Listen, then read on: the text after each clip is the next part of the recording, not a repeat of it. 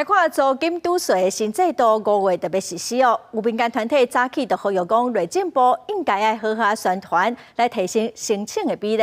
财政部买来说，申诉专线。未来哦，单身的人税厝一个月是当拄税4000块到7000外块，家庭税厝哦，上侪是当拄12290块的税。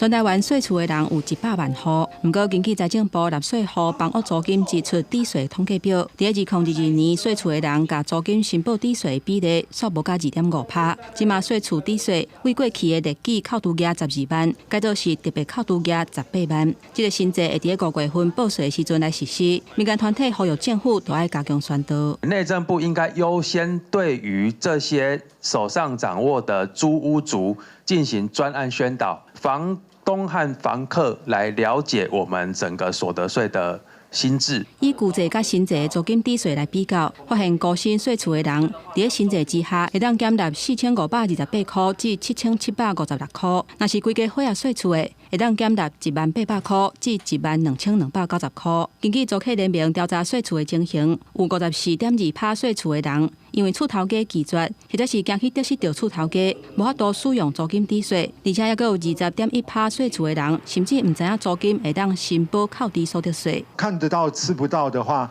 其实关键点还是老问题。台湾的租屋黑市，房东在租屋的过程，事实上是逃漏税逃漏掉的。他应该做一个这样的申诉的专线，然后而且该公开宣示，如果有房客真的去申诉的时候，他们真的会来专案查处那个房东。民间团体表示，一般民间税厝要受无市的问题，呼吁财政部加做税务的主管机关，应该合理保障纳税权益。